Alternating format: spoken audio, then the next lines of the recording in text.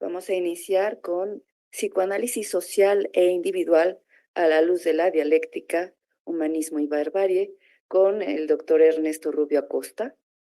El doctor Ernesto fue alumno del IMPAC en el programa de formación de psicoanalistas. Es doctor en ciencias por parte de la UNAM y tiene estudios en filosofía, psicología e ingeniería.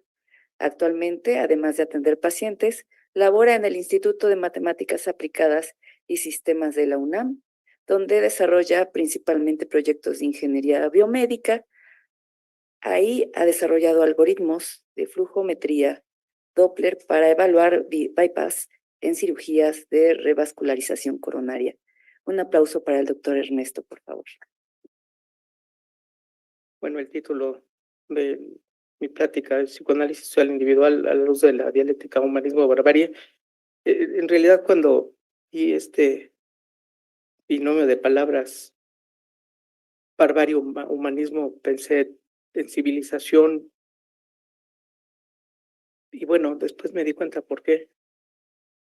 La idea es que es un binomio de ideas antagónicas de inicio, pero quizá estén sumergidas en una dialéctica importante. Entonces, bueno, barbarie entendida como falta de cultura o civilidad, o bien como fiereza o crueldad. El concepto de barbarie tiene una historia y a lo largo de la historia va cambiando de distintos significados. También humanismo entendido como un humanismo crítico que considera al hombre como ser histórico y que muestra lo que es a través de lo que hace con su esfuerzo y trabajo, en cuanto es capaz de desarrollar sus posibilidades. También el concepto de humanismo ha tenido toda una historia y ha cambiado de, digamos, de puntos de vista.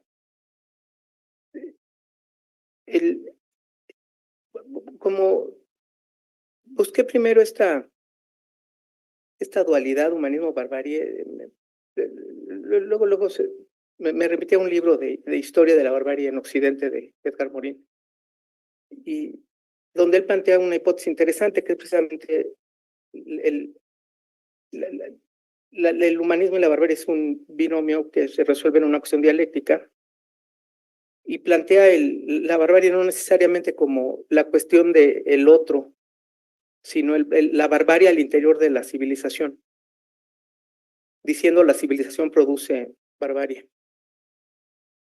Y luego pensé en una analogía que no es exacta epistemológicamente hablando, pero algo da la idea, pulsión de vida y pulsión de muerte, y un posible juego de estas dos pulsiones de modo dialéctico. Entonces ahí plantea que el ser humano no solo es Homo sapiens, sino también que en contraste es un Homo demens. O sea, no solo se maneja con la razón, sino también con la desmesura y con todo lo que eso implica. Entonces, desde ese punto de vista, según él, la civilización produce barbarie, en particularmente barbarie de conquista y dominación. Menciona que a lo largo de la evolución de digamos, de la civilización, se van produciendo sociedades y precisamente llega un momento en las sociedades donde, digamos que tienen excedentes de producción y empiezan a tener ese afán de dominación y conquista y empiezan a producir cosas como que muy antagónicas, producen cultura, producen arte, producen religiones y también producen ejércitos y también producen conquistas y también producen dominación y es una dominación un tanto, digamos, más allá de dominar a algo que esté sujeto a conseguir recursos de sobrevivencia, sino se va mucho más allá. Entonces, bueno, dice, este proceso a veces extermina al otro y particularmente ha exterminado a los pueblos arcaicos que han precedido a esas culturas, pero otras veces los integra a lo que internamente se llama el progreso o un proceso civilizador, y es un movimiento dialéctico que puede generar grandes civilizaciones, pero a veces a un costo de genocidios. Entonces, las tendencias bárbaras coexisten con las tendencias civilizatorias. Aquí la hipótesis es que los mismos civilizados son los bárbaros, y son más fuertes que los denominados bárbaros en el sentido del otro porque los conquistan y los dominan. Entonces la pregunta, bueno, ¿quién vino a ser el bárbaro? Se trata de una paradoja particularmente en la historia de Occidente. La dominación bárbara occidental del mundo, en contraste con su humanismo, que sería como que la contraparte civilizatoria de los derechos humanos, de las ideas emancipadoras de los pueblos sometidos a la certidumbre, de democracia y libertad. Muy contradictorio porque siendo en particular la sociedad occidental, la conquistadora y la dominadora, es muy curioso que también ahí salgan las ideas humanistas de emancipación de los pueblos que fueron dominados, para que ya no lo sigan siendo. Y habla que ese proceso de regulador ha provocado que el occidente persista, porque los procesos de dominación y de conquista en otros lugares, al no tener como realimentación humanista, no perduran los grandes imperios. En cambio, el imperio occidental, digamos, en global, sí ha perdurado. Y a pesar de que pues la civilización, así entre comillas ahora, ha dado cosas terribles, ¿no? Por ejemplo, en el siglo XX fue testigo de la barbarie, de los totalitarismos, pero también de grandes logros científicos y opciones artísticas. Bueno, y se plantea, bueno, ¿y qué sigue en el siglo XXI? ¿No? Empieza el siglo con un atentado terrorista en las Torres Gemelas de Nueva York y bueno, empieza toda una cuestión nuevamente de civilización y barbarie, todo muy entrecomillado, de más o menos yihad contra Estados Unidos, ¿no? Pero también ha ocurrido en otros asuntos, y aquí entra como una especie de cultura de miedo, muy, digamos, muy occidental y muy ligada a los sistemas capitalistas.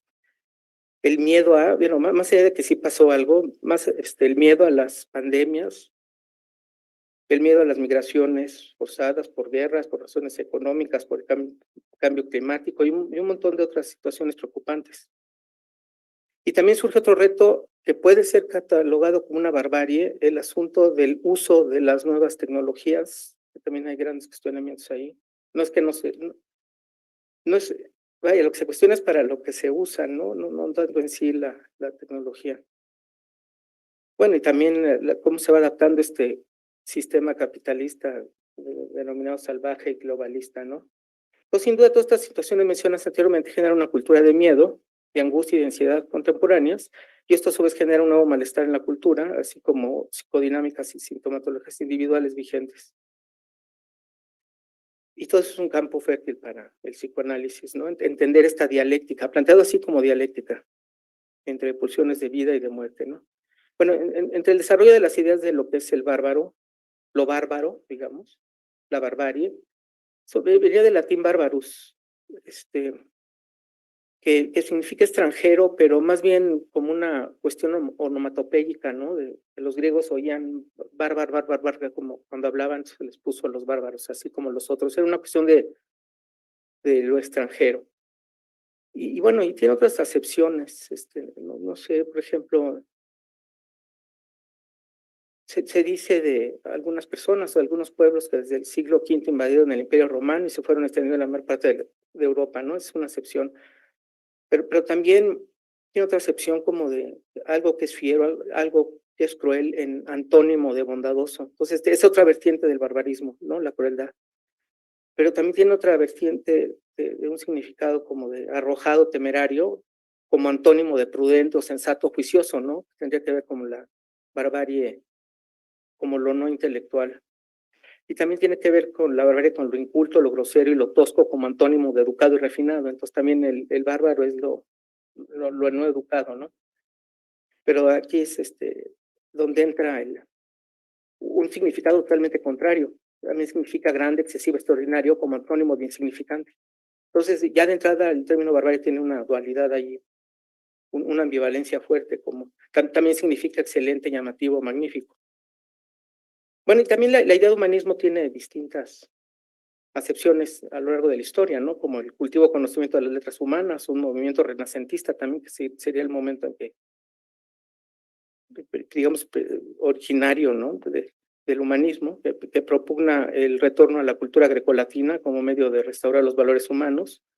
o también significa estudios filológicos y clásicos, o una doctrina o actitud vital basada en la concepción integradora de valores humanos. Interesante la palabra integradora, una visión integradora. Y también como un sistema de creencias, ¿no? Centrado en el principio de las necesidades de la sensibilidad y de la inteligencia humana, se pueden satisfacer sin tener que aceptar la existencia de Dios o la predicación de las religiones. Y bueno, otra vertiente de estos conceptos es la unión, y esto tiene que ver como con antropología así evolutiva, ¿no? Salvajismo, o sea, grados del desarrollo de las sociedades, empiezan en un estado salvaje, luego un estado bárbaro y luego un estado civilizatorio.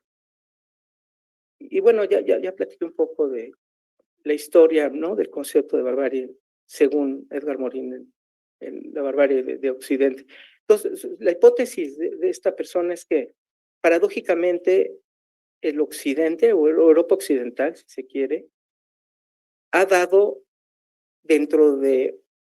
ha dado esta barbarie de dominación y conquista, también ha dado una barbarie religiosa encarnada por la cuestión de las ideas cristianas. A ver, explico esto. La barbarie en términos de la cuestión religiosa es que él dice que pasa un hecho importante en 1492, que es la conquista o el descubrimiento de América. Por ejemplo, cita España particularmente, que antes de eso vivían en España coexisten tres religiones, el judaísmo, los musulmanes y el cristianismo. Y de repente viene esta cuestión como de globalización, que es descubrir América, y se vuelven intolerantes religiosos para tratar de eliminar las religiones que vienen en América. Y al interior de España viene un proceso de conversión obligatoria o expulsión del país, y surge una nueva clase de gente que se cambia de religión, de judaísmo o de musulmán a cristianos, y hasta incluso se les da un nombre que cuando lo leí me sonó hasta un poco despectivo, les decían marranos. Y dice, bueno, esto es muy extraño porque, por otro lado, también fueron los españoles los que, con los naturales de América, hicieron una consulta con el Papa de su tiempo, ahorita disculpe que no recuerdo el nombre, para preguntar sobre la naturaleza de los naturales, ahora sí que por la dignidad humana de los naturales, bueno, la dignidad de esos seres, ¿no? Y la contestación fue que fueron humanos, y entonces tienen humanistas muy importantes como Bartolomé de las Casas, aquí en América. Entonces, bueno, a la vez también generaron el humanismo como un proceso dialéctico de contención a esa cuestión de dominación y también digamos, de barbarie religiosa.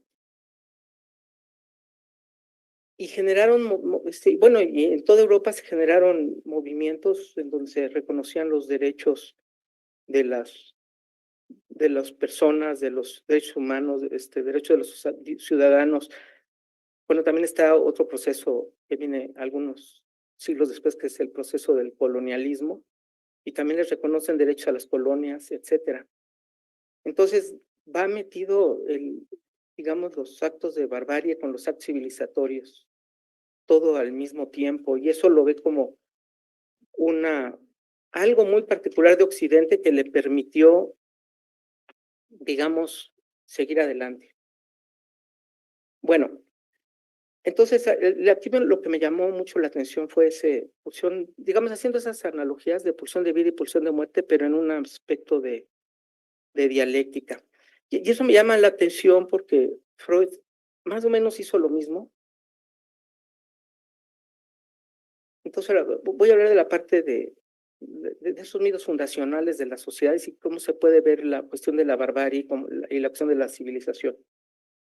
Entonces, bueno, hablando de Freud, se va a hablar de la relación entre el funcionamiento psíquico y los fenómenos sociales y culturales según Freud, del conflicto entre las pulsiones que pretenden expresarse en la acción o en la conciencia y los obstáculos sociales y culturales que lo impiden, ya sea desde fuera o ya sea desde adentro, digamos, el superyo.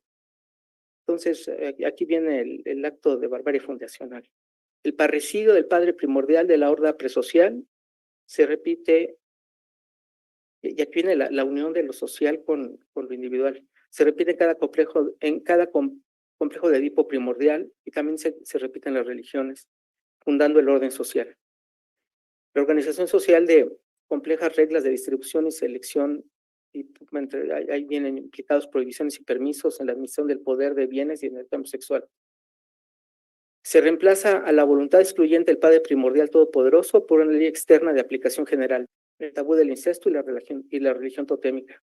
Se trata de una posición violencia a derecho, o sea, de barbarie y civilización. En última instancia, llegar a ser humanismo, ¿no? Entonces, en Tótem y Tabú, por ejemplo, desde luego aquí Tabú tiene la situación de prohibición y de algún modo una relación con las neurosis obsesivas individuales. Freud dice, el psicoanálisis aquí nos muestra el tabú en los enfermos obsesivos, llenos de tabús a los que obedecen, tanto como los salvajes, dice. Hay concordancias entre las prohibiciones obsesivas neuróticas y los tabúes. Las concordancias son 4, ¿no? Su carácter inmotivado, un convencimiento interno, su desplazabilidad, esto tiene que ver con el contagio, y acciones ceremoniales. Las prohibiciones tabú son ambivalentes. En lo inconsciente gustaría violarlas, pero al mismo tiempo se temería hacerlo. Las 2 leyes fundamentales del totemismo son no matar al animal totémico y evitar el comercio sexual con los miembros del sexo opuesto del mismo clan totémico. Estas debieron ser las apetencias más fuertes de los seres humanos, ya que el fundamento del tabú es un obrar prohibido para el cual hay una intensa inclinación inconsciente. Ahora bien, el totemismo es tanto un sistema religioso como social. Entonces, Freud intentará una teoría de tipo, digamos, una conjetura, que supondrá que hace mucho tiempo se produjo un cierto acontecimiento primordial a partir del cual puede luego deducirse el horror al incesto. Fue así. Los hermanos se unieron para darse fuerza y poder matar al jefe de la horda, severo y celoso. Es el parricidio del padre primordial. Luego comieron su cadáver para identificarse con él y cada uno tuviese un poco de la fuerza del padre.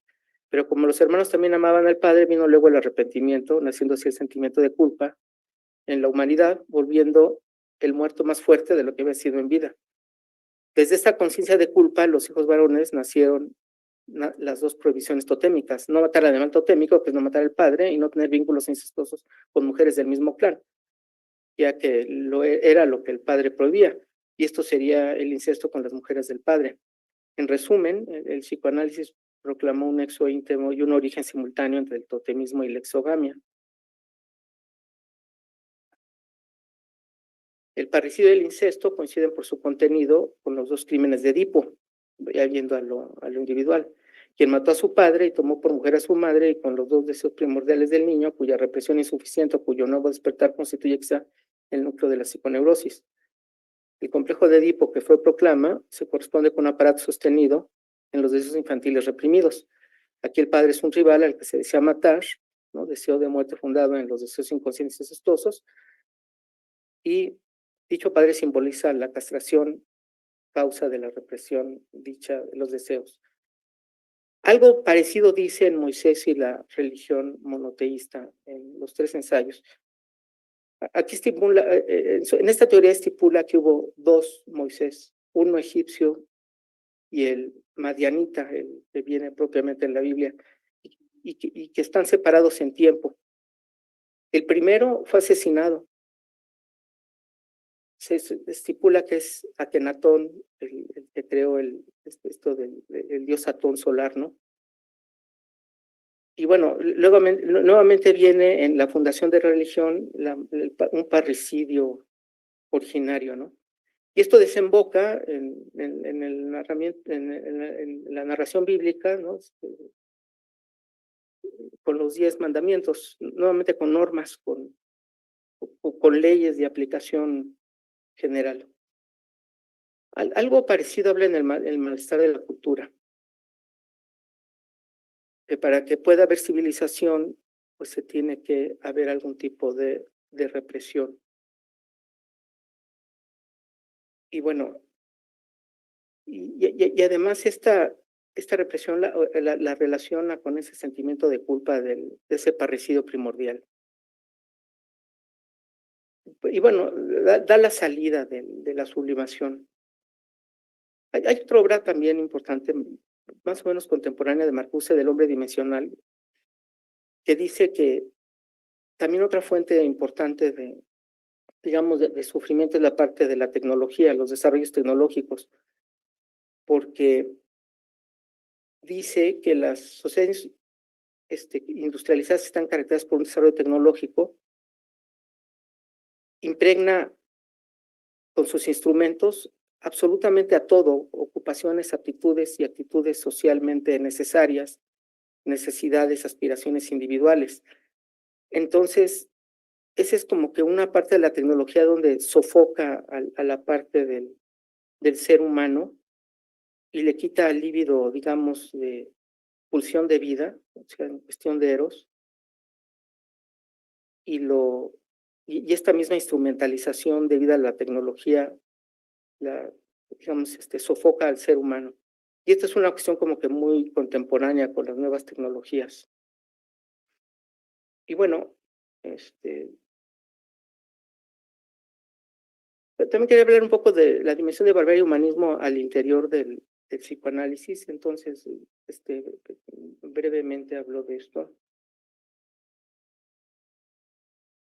Aquí la situación es que hay, en el tratamiento psicoanalítico se puede ver como, bueno, es la relación de, no solo de médico-paciente, sino va un poquito más allá, ¿no? Porque la relación terapeuta, digamos, analista analizado, es un poco más diferente porque implica no solo enfermedad, sino sufrimiento. Entonces, dice que, digamos que aquí habría también un aspecto de barbarie y en términos de si el psicoanalista comete abusos, abusando de la cuestión transferencial con respecto al paciente, ¿no? Entonces, allí, digamos que se establece una ética, pero por parte del analista hay dos situaciones en la parte de la ética, porque el tratamiento no para en la cuestión de la cura de una enfermedad, digamos, sino va más allá porque tiene también aspectos formativos. Entonces, en los aspectos, digamos que en la parte clínica, así pura, pues sería una bioética, pero en la parte de formación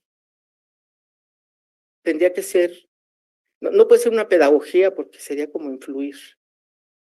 Entonces, tiene que ser nuevamente una cuestión mayéutica, una cuestión hermenéutica en donde con pleno respeto, y eso es un principio kantiano de la dignidad humana, ¿no? Nunca tomar al ser humano como medio, sino es un fin en sí mismo. Entonces, con absoluto respeto al deseo del paciente, en una cuestión mayéutica, ir descubriendo precisamente esa parte del deseo y orientarla a su desarrollo. Entonces, eso, creo que esa es la parte de ética más complicada del psicoanálisis y que podría tener que ver en una cuestión de degeneración, en una barbarie, ¿no? Y llevar estrictamente la parte ética ahí sería una situación de humanismo. Y bueno, me apuré para terminar esto. Gracias.